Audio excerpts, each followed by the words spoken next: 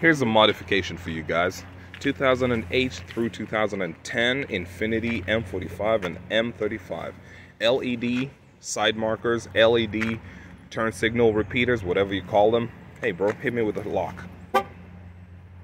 Unlock. That is pretty cool. Lock. Unlock it. And now, could you please hit the hazard lights, please? Oh, look at that. So these look pretty cool.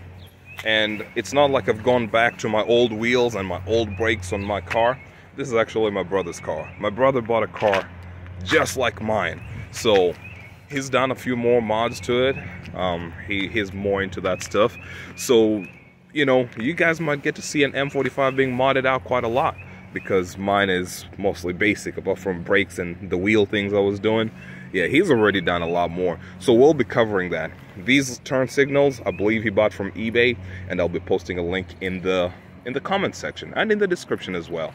So hopefully you can find them and put a little more spice onto your ride, all right?